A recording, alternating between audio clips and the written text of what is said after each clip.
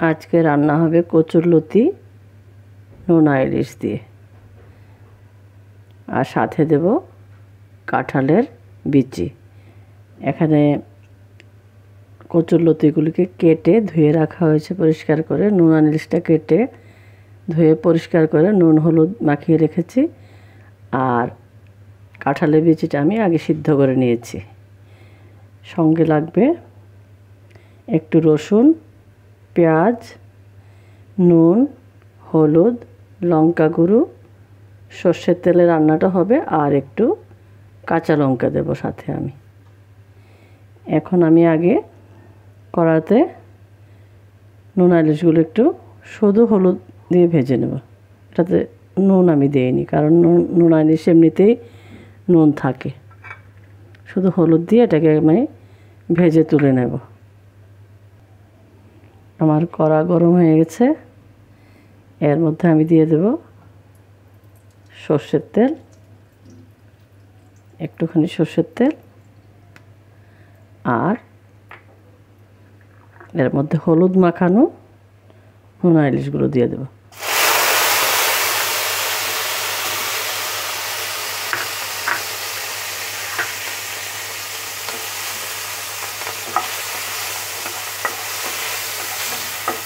একটু ভেজে তুলে নেব এটাকে।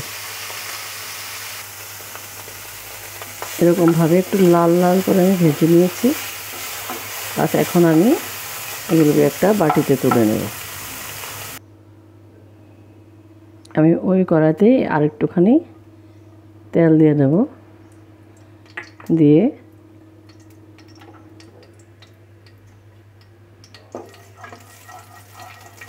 তেলটা একটু গরম হয়েছে, এখন আমি পেঁয়াজ কুচনোটা দিয়ে দেব।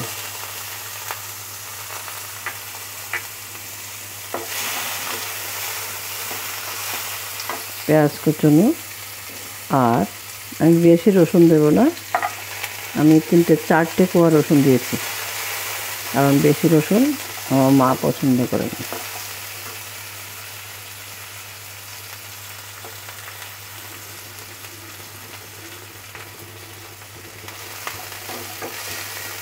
একটু হালকা একটু ভাজা হয়ে গেলে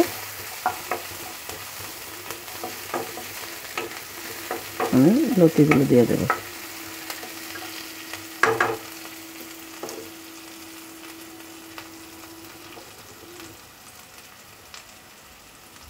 হয়ে গেছে আমার পেঁয়াজ ভাজা হয়ে গেছে, এখন আমি লতিগুলো দিয়ে দিচ্ছি।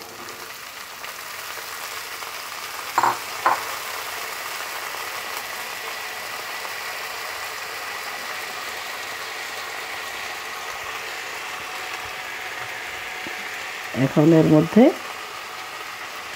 কাঁঠালের বিচি সিদ্ধ করা এগুলি দিয়ে দেবো।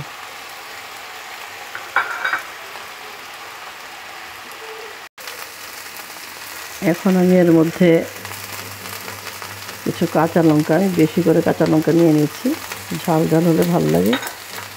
কাঁচা লঙ্কা,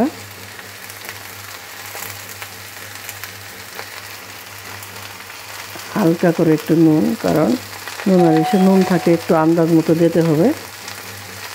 একটু হলুদ গুঁড়ো, একটু লঙ্কা গুঁড়ো দিয়ে দিলাম। এবার আমি এটাকে মিলিয়ে একটু ঢেকে দেব। নেড়ে চেড়ে সামান্য কষানো হয়েছে, একটু একটু ভেজে ভেজে তারপরে এর মধ্যে একটু আমি জল দিয়ে দেবো সিদ্ধ হওয়ার জন্য।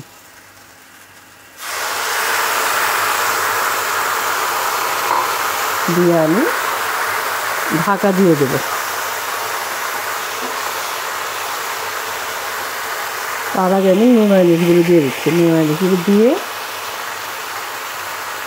তারপর ঢাকা দিয়ে দেবো।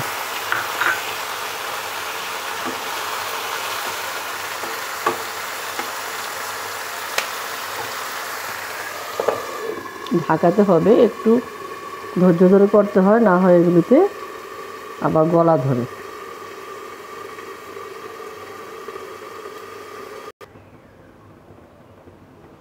এখন ঢাকনাটা তুলে দেখছি। রেডি। এভাবে একটু শুকনো শুকনো করে লতিটা খায়। আর মাঝে কিন্তু আমি কয়েকবার ঢাকা তুলে নেড়ে দিয়েছি, ঠিকভাবে সিদ্ধ হয়েছে কিনা এটা দেখেছি। প্রয়োজনে একটু একটু জল দিয়েছি। লাস্ট পর্যন্ত এটা চেহারাটা এরকম হবে। আমি এখন নামিয়ে নেব উনুনটা বন্ধ করে। এখন রান্না হয়ে গেছে আমার নোনা ইলিশ দিয়ে লতি।